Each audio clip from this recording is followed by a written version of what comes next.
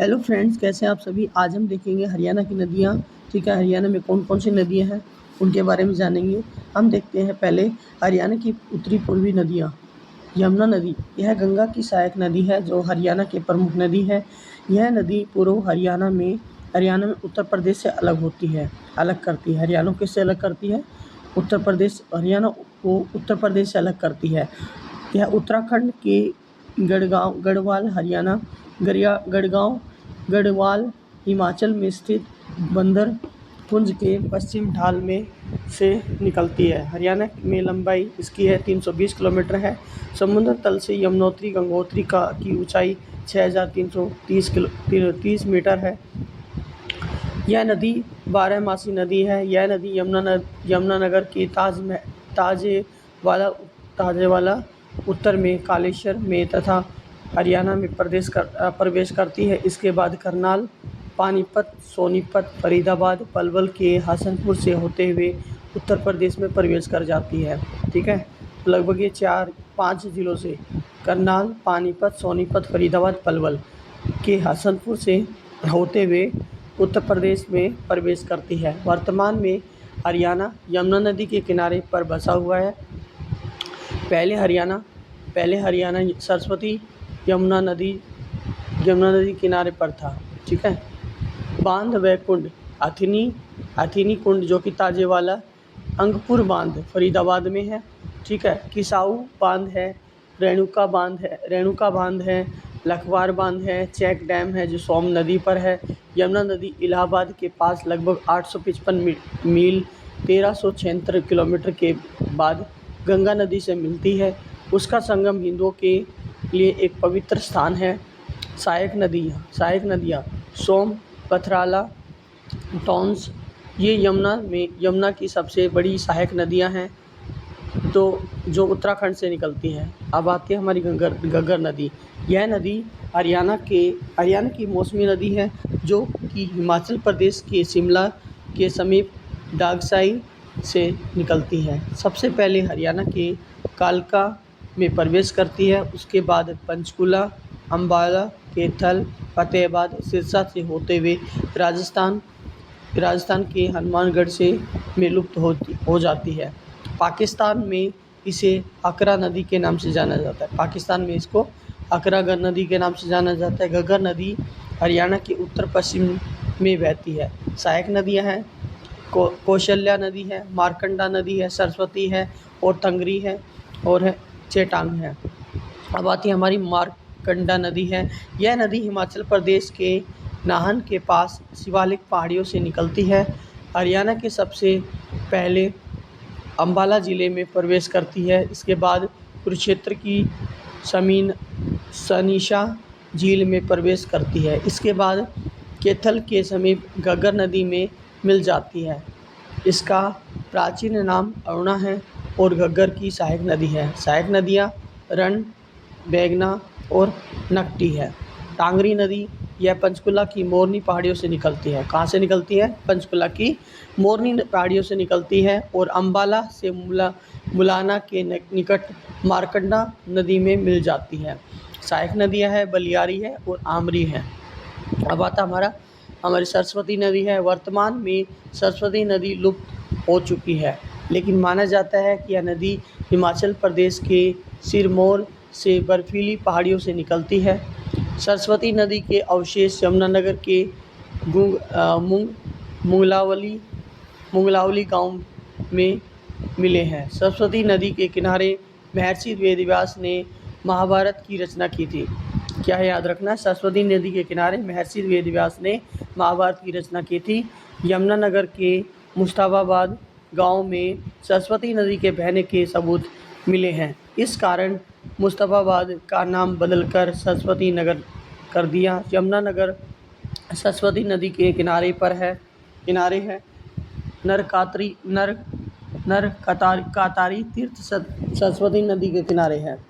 हरियाणा सरकार ने सरस्वती नदी को संरक्षण देने के लिए हरियाणा सरस्वती विकास बोर्ड का गठन किया। नोट: प्राचीन समय में हरियाणा सरस्वती नदी के किनारे बसा था। चेटांग नदी का पुराना नाम द्वादती है। ध्वस्त दी है। इसके बाद देखिए, मोरनी की पहाड़ियों की ऊंचाई 1214 मीटर है। इसकी सबसे ऊंची चोटी करौ 1514 मीटर है। अरावली नदी की ऊंची चोटी कुलताजपुर नारनौल में है। महेंद्रगढ़ 652 मीटर ऊंची है। ऋग्वेद में सरस्वती नदी अरब सागर में गिरती थी। राक्षी नदी है। यह नदी यमुनानगर के बिलासपुर के नज़दीक शाहपुर से लाडवा कुरुक्षेत्र तक जाती है। चोटांग नदी में मिल जाती है। हरियाणा की दक्षिणी नदियाँ अगला है यहाँ पे साहिबी नदी। यह हरियाणा की प्रमुख नदी है। इसका उद्गम स्थान राजस्थान में जयपुर से 113 किलोमीटर दूर स्थित मोहनपुर और जीतगढ़ के पास बहरोड पहाड़ी से होता है। यह राजस्थान के अलवर को पार करके कोट कासिम के निकट हरियाणा के रेवाड़ी जिले में प्रवेश करती है। रेवाड़ी में इस नदी को मसानी बैराज बना हुआ है। रेवाड़ी से होते हुए गुरुग्राम के लाहौरी गांव के निकट झज्जर में प्रवेश करती है। झज्जर से होते हुए नजफगढ़ झील दिल्ली में मिल जाती है। उसके बाद यमुना नदी में मिल जाती है। साहिबी नदी यमुना की सहायक नदी है। सहायक नदियाँ सोता, बारकनिया नाला, इंदौरी नाला। अब आता है दोहान नदी। यह एक मौसमी नदी है जो साहिबी नदी के किनारे मिलकर बहती है। डोसी नामक स्थान से निकलने वाली प्राचीन नदी है। इसकी लंबाई 50 किलोमीटर है। इंदौरी इस नदी का उद्गम स्थान नूह के निकट अरावली की पहाड़ियों से निकलती है और यहाँ से निकलने के बाद 2 भागों में बढ़ जाती है। एक भाग रेवाड़ी की तरफ, दूसरा भाग पटौदी गुरुग्राम के निकट साहिबी नदी में मिल जाती है। इसका प्राचीन नाम असुमती है। कृष्णावती यह नदी राजस्थान की अरावली पहाड़ियों से निकलती है और सबसे पहले हरियाणा में नारनौल के पास प्रवेश करती है। अंततः यह बहरोड नाले में मिलकर लुप्त हो जाती है। अब हम बात करेंगे, नेक्स्ट टॉपिक हमारा क्या है। अब हम झीलों के बारे में जानेंगे। हरियाणा में जो झील हैं उसके बारे में देखेंगे। गुरुग्राम में कौन सी झीलें हैं? दमदमा झील, यह हरियाणा की बड़ी झील है। यह झील 300 एकड़ में फैली है। इसका निर्माण 1947 में अंग्रेज़ों द्वारा किया गया था। सुल्तानपुर झील, यह गुरुग्राम के फरुखनगर में स्थित है। यहाँ पर प्रवासी पक्षी पहुँचते हैं। इस झील को देखने के लिए लोग दूर दूर से आते हैं। साइबेरियन सारस पक्षी साइबेरियन रूस से आते हैं। जेट धारा तेज़ धारा है, 150 से 300 किलोमीटर पर आवर चलती है। इसके साथ पक्षी हवा में उड़ कर आ जाते हैं। खलीलपुर झील, यह गुरुग्राम में स्थित है। बसई झील गुरुग्राम में स्थित है। सोहना झील गुरुग्राम में स्थित है। अब आता है हमारा फरीदाबाद। बड़खल झील फरीदाबाद में स्थित है। 204 एकड़ में फैली है तथा NH 44 के पास में स्थित है। इसका निर्माण 1947 में सिंचाई परियोजना के लिए किया गया था। यह झील दिल्ली के दक्षिण व फरीदाबाद के पश्चिमी अरावली पथरीले प्रदेश में स्थित है। सूरजकुंड झील, यह फरीदाबाद में है। इसका निर्माण राजा सूरजमल तोमर ने 11वीं सदी में करवाया था। यह झील उगते हुए सूर्य के लिए प्रसिद्ध है मानी जाती है। धोज झील आती है फरीदाबाद में। म्यूर झील है फरीदाबाद में और अनंगपुर झील है फरीदाबाद में। मेवात के देखते हैं। कोटला झील मेवात में है, ठीक है। सांगले झील है यहाँ पे मेवात में है। चंदेली झील मेवात में है। उजिला झील है मेवात में। पंचकुला टिक्करताल झील, यह पंचकुला में स्थित है। कैथल में है। बिदकराय, बिदग्यार या केदार झीलें कैथल में स्थित है। कुरुक्षेत्र सनहित झील, यह कुरुक्षेत्र में स्थित है। इस झील को 7 नदियों का संगम भी कहा जाता है। ब्रह्मसरोवर झील, यह कुरुक्षेत्र में स्थित है। पलवल डबचिल झील है, यह होडल पलवल में स्थित है।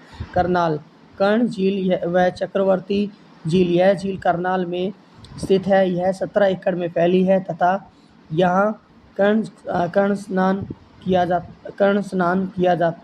किया करते थे। वह उसका निर्माण महाभारत काल में माना जाता है। चंद्रवर्ती झील करनाल में है। जींद, बुलबुल झील, यह जींद में स्थित है। बीबीपुर झील, यह जींद में स्थित है। रोहतक, तिलियार झील, यह झील रोहतक में स्थित है और 132 एकड़ में फैली हुई है। यह NH9 हाईवे के पास में स्थित है। यह झील के नज़दीक रोहतक चिड़ियाघर स्थित है। हिसार, ब्लूबर्ड झील, यह झील हिसार में स्थित है। ब्लूबर्ड झील ये हासी हिसार में स्थित है। फतेहाबाद, चिल्ली झील, यह फतेहाबाद में स्थित है। महेंद्रगढ़ में शोभा सागर झील है, ये नारनौल महेंद्रगढ़ में स्थित है। झज्जर बिडवाल झील, यह झज्जर में स्थित है। चंडीगढ़ है, यहाँ पे सूखना झील है, यह चंडीगढ़ में स्थित है तथा 188 एकड़ में फैली हुई है। इसका निर्माण लगभग 1958 में किया गया था तथा 3 किलोमीटर में फैली हुई है। यह शिवालिक पहाड़ी की तलहटी में स्थित है। HSC के अनुसार हरियाणा में 5 जिले हैं। ये हमारा जो टॉपिक है वो कौन सा टॉपिक है, हरियाणा के जिलेवार प्रसिद्ध मेले कौन से हैं और उत्सव कौन से हैं। ठीक है ना, मोस्ट इंपॉर्टेंट टॉपिक है। ठीक है, मैं 3 या 4 टॉपिक करवा दूंगा एक ही वीडियो में। देखिए यहाँ पे हम बात करते हैं वामन द्वादशी का मेला अम्बाला में भाद्र माह की द्वादशी के दिन लगता है। गोगा नवमी का मेला अम्बाला के केसरी में भादो माह में लगता है। तीसरा है शिव चेदस उत्सव अम्बाला के चौराना में फागुन माह में लगता है।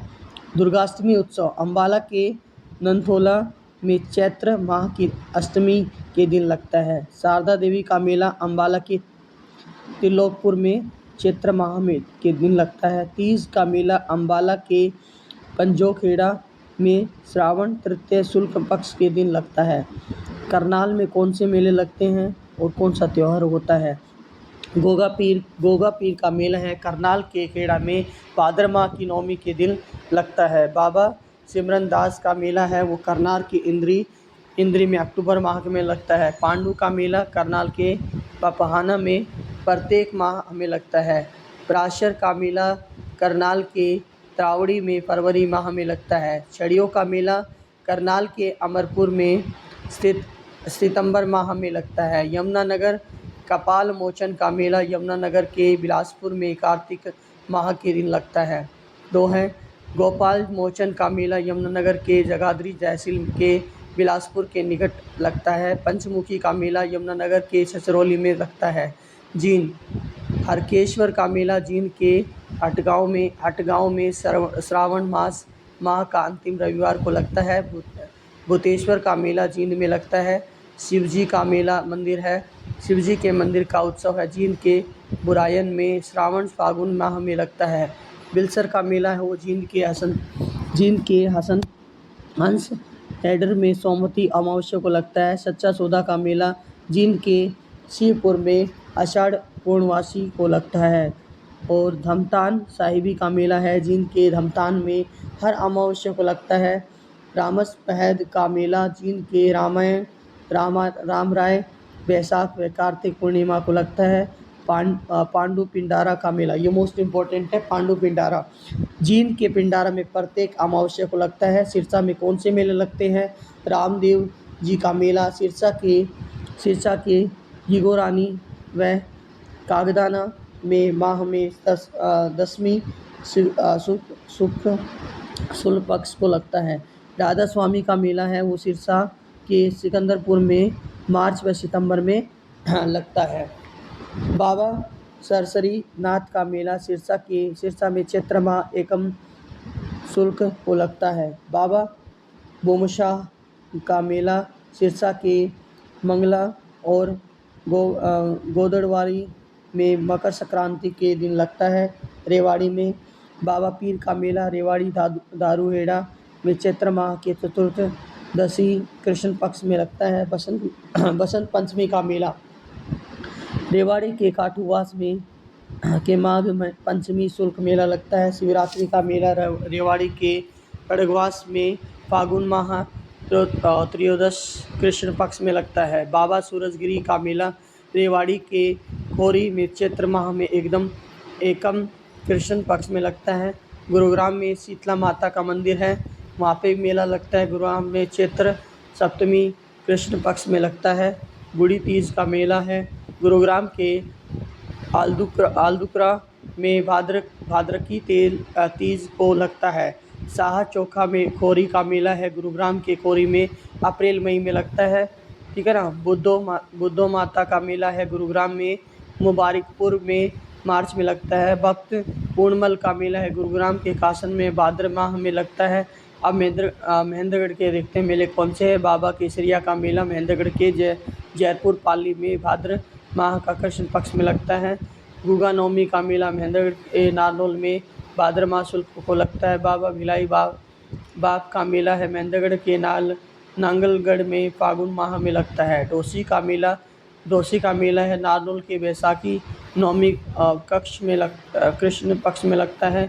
बूढ़ा भवानी का मेला है महेंद्रगढ़ में चैत्र और अश्विन माह को नवमी की लगता है। हनुमान जी का मेला महेंद्रगढ़ के दोचाना में चैत्र माह पूर्णिमा को लगता है। चामुंडा का मेला महेंद्रगढ़ के नारनौल में लगता है फरीदाबाद में।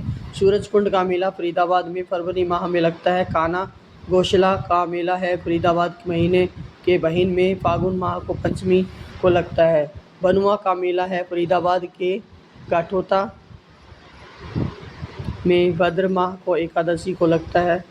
फूलडोर का मेला है फरीदाबाद में अलरचट्टा के में चैत्र द्वितीय को लगता है। कालका मेला फरीदाबाद में मोहन में चैत्र माह को अष्टमी को लगता है। ठीक है। बलदेव छठ का मेला है वो फरीदाबाद में लगता है। बल्लभगढ़ में भाद्र माह की नौमी और दसवीं को लगता है। बाबा द्वासनाथ का मेला है फरीदाबाद में जो कि अलारपुर में फागुन कृष्ण पक्ष की अमावस्या को लगता है। मेवात में शिवजी का मेला मेवात में पुन्हाना में फागुन की चतुर्दशी को लगता है। कैथल वामन द्वादशी को मेला कैथल में भाद्र की द्वादशी के दिन लगता है। पुंडगर का मेला ये मोस्ट इम्पॉर्टेंट पुंडगर कैथल में पुंडगरी के अप्रैल माह में लगता है। फागुन का मेला कैथल के परल में सोमवती अमावस्या को लगता है। देहाती मेला कैथल में लगता है। फरीदाबाद पानीपत माता का मेला पानीपत में बहोली में चैत्र माह में लगता है। कलंदर की मजार का मेला है पानीपत में रमजान माह में लगता है। शिवरात्रि का मेला पानीपत के बादड़ में फाल्गुन व श्रावण माह में लगता है।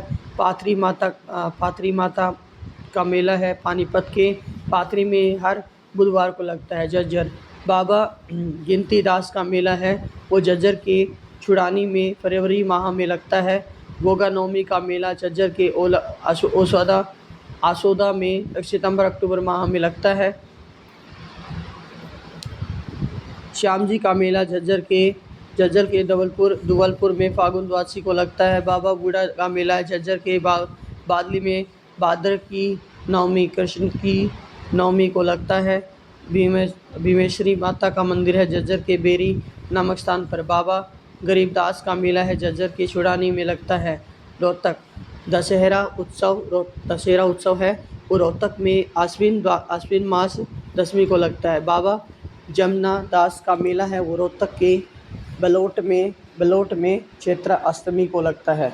बाबा मस्तनाथ का मेला है रोहतक के अलसल्फ बोहर में फरवरी माह में लगता है। बाबा बूढ़ा का मेला रोहतक के आजदा नामक स्थान पर सितंबर अक्टूबर में लगता है। होला मोहल्ला मेला है रोहतक के लाखन माजरा में फागुन पूर्णिमा तथा गुरु तेग बहादुर की याद में लगता है। ये मोस्ट इम्पॉर्टेंट है। हिसार में है शिव का मेला हिसार के किरमारा और सीसवाल में फागुन माह का मेला लगता है। काली देवी का मेला यहाँ पे हिसार के हासी में अश्विन माह शुक्ल पक्ष नवमी को लगता है। नवरात्रि का मेला हिसार के बास व बनभोरी में चैत्र माह शुक्ल को लगता है। जन्माष्टमी का मेला है हिसार में भाद्र माह अष्टमी के कृष्ण पक्ष में लगता है। अग्रसेन जयंती का मेला है वो हिसार के अग्रोहा में अक्टूबर सितंबर में लगता है। गोवा नौमी गोवा नौमी का मेला हिसार के बायडा डाया व रोहनाथ में भाद्र माह नौमी व शुक्ल पक्ष को लगता है। कुरुक्षेत्र सूर्य ग्रहण स्नान कुरुक्षेत्र के थानेश्वर में सूर्य ग्रहण के दिन लगता है। बैसाखी का मेला कुरुक्षेत्र में 13 अप्रैल को लगता है। महावीर जयंती उत्सव कुरुक्षेत्र व लाडवा में चैत्र माह को पूर्णिमा को लगता है यहाँ पे, ठीक है। पौवा है वो कुरुक्षेत्र। मारकंडा का मेला मोस्ट इम्पॉर्टेंट है, कुरुक्षेत्र के शाहबाद में लगता है। मोस्ट इम्पॉर्टेंट है मारकंडा, ठीक है ना। ये कहाँ पे लगता है? कुरुक्षेत्र में। पोहा का मेला है कुरुक्षेत्र के पोहा सोमवती अमावस्या को लगता है।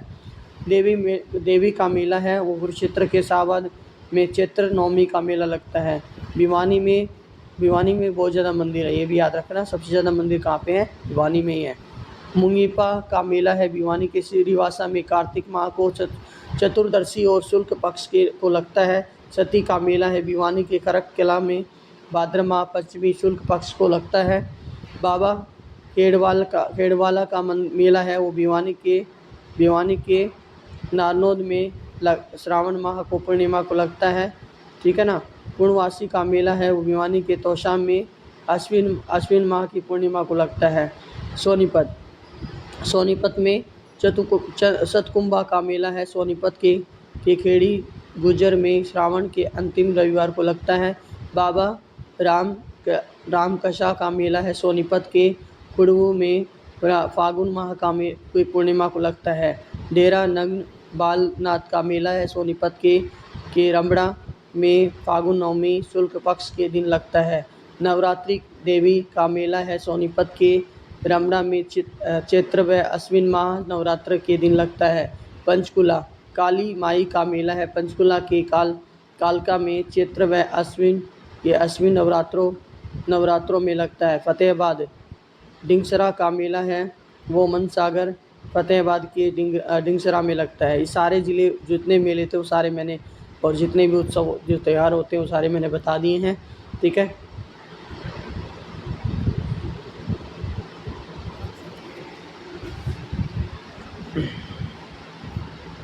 अब हरियाणा की नहरें एवं सिंचाई योजना उसके बारे में बता देते हैं, ठीक है। ये ज़्यादा बड़ा टॉपिक है, छोटा सा ही है। अब देखो हम बात करेंगे पश्चिमी यमुना, हरियाणा की प्रमुख सिंचाई एवं परियोजना, उनके बारे में देखेंगे, ठीक है। पश्चिमी यमुना नहर यह हरियाणा की प्रमुख नहर है। हरियाणा की बड़ी और पुरानी नहर यमुना नदी की पश्चिमी किनारे में ताजेवाला नामक स्थान पर लगभग 1859 में निकाली गई, ठीक है। इसकी कुल ऊंचाई 3226 किलोमीटर है। इससे हरियाणा के अम्बाला, करनाल, केतन, सोनीपत, पानीपत, रोहतक के भागों में सिंचाई के लिए की जाती है, ठीक है। भाखड़ा नहर है वो हरियाणा की दूसरी सबसे बड़ी नहर है। याद रखना है हरियाणा की दूसरी सबसे बड़ी नहर कौन सी है? यहाँ पे आती है वो कौन सी नहर है? भाखड़ा नहर है। यह पंजाब में सतलुज नदी पर भाखड़ा बांध से निकलती है। पंजाब के पटियाला रूपनगर में सिंचाई करने के बाद हरियाणा के टोहाना फतेहाबाद के निकट हरियाणा में प्रवेश करती हैं। इसके बाद राज्य के सिरसा है, फतेहाबाद है, हिसार है ज़िले में सिंचाई की जाती है। टोहाना का नहर का नगर भी कहा जाता है, नहरों का नगर भी कहा जाता है। टोहारा को नहरों का नगर भी कहा जाता है। अब जवाहरलाल नेहरू नहर भी है, भाखड़ा नहर से निकलती है। इस नहर में से राज्य के महेंद्रगढ़ जिले में सिंचाई की जाती है, याद रखना है। और इससे पहली बार सन 1976 में पानी छोड़ा गया था। 1987 में भयंकर सूखे के दौरान खरीफ की फसल को भी बचाया गया था। गुड़गांव में कौन सी नहर है? यह दिल्ली के ओखला नामक स्थान पर यमुना नदी पर बांध बनाकर निकाली गई है। इसके द्वारा हरियाणा के गुरुग्राम और फरीदाबाद जिले में सिंचाई की जाती है। सतलुज यमुना नदी नहर SYL, ठीक है, SYL है, ठीक है ना। सतलुज है, यमुना है और लिंक नहर है, मतलब दोनों लिंक करती है। यह हरियाणा और पंजाब में संयुक्त नहर है। इसकी कुल लंबाई 212 किलोमीटर है। पंजाब में लगभग 121 किलोमीटर है, ठीक है। इसके पानी के बंटवारे को लेकर 24 मार्च 1976 को अधिसूचना जारी हुई थी। नांगल उत्थान सिंचाई परियोजना, इस परियोजना में से अम्बाला में सिंचाई करवाई गई थी। इससे पहले यहाँ पर कृषि वर्षा पर निर्भर था। कृषि है वर्षा पर निर्भर था। लगभग 75 गाँव की 45,500 एकड़ भूमि पर सिंचाई होती है। भिवानी उत्थान सिंचाई परियोजना, इसे भी भाखड़ा नहर से निकाला गया। इसकी कुल लंबाई 220 किलोमीटर है। इसे वीरेंद्र नारायण चक्रवर्ती नहर भी कहा जाता है। लोहारू उत्थान है सिंचाई है, इसे भी भाखड़ा नहर से निकाला गया था। इसकी कुल लंबाई 225 किलोमीटर है। वर्तमान में लोहारू भिवानी में है। ठीक है, कहाँ पे? लोहारू भिवानी में है। जूही नहर परियोजना, यह भाखड़ा नहर से निकलती है। कहाँ से निकलती है? भाखड़ा नहर से निकलती है और इससे भिवानी में क्षेत्र में सिंचाई की जाती है। यहाँ पे सिंचाई होती है। इसकी कुल लंबाई 170 किलोमीटर है। नरवाना सिंचाई परियोजना है, यह भी भाखड़ा नहर से निकाली गई है। इसे राज्य के जींद में सिंचाई होती है। नोट, हरियाणा में सबसे पहले नहरों का निर्माण फिरोज शाह तुगलक ने करवाया था। हथनीपुर बैराज परियोजना, इसका निर्माण यमुनानगर जिले में 100 वर्षों से भी ज़्यादा पुराने ताजेवाला हेडवर्क्स के स्थान पर किया गया था। अहिरवाल क्षेत्र रेवाड़ी में है। रेवाड़ी में सिंचाई सुविधाओं का विस्तार करने के लिए रेवाड़ी लिफ्ट सिंचाई सिस्टम का निर्माण किया गया। रेवाड़ी लिफ्ट सिंचाई सिस्टम हरियाणा की 5वीं लिफ्ट सिंचाई स्कीम है। दादूपुर शाहपुर नलवी नहर योजना है। इस परियोजना के द्वारा यमुनानगर अम्बाला कुरुक्षेत्र में सिंचाई की जाती है। इस परियोजना को बंद कर दिया गया। ठीक है, इसमें मैंने आप लोगों को 4 टॉपिक करवाए हैं और चारों टॉपिक आप अच्छे से कर सकते हो। Thank you for watching my video. Like share and subscribe my channel. आप लोग मेरे चैनल को सब्सक्राइब नहीं कर रहे हैं, ठीक है, कोई बात नहीं, मैक्सिमम ने सब्सक्राइब भी किया है। अगर आप लोगों ने वीडियो पूरी देखी है, आपको अच्छी लगी हो, ओके, आप शेयर भी कीजिए, लाइक भी कीजिए और सब्सक्राइब भी कीजिए चैनल को। Thank you, bye.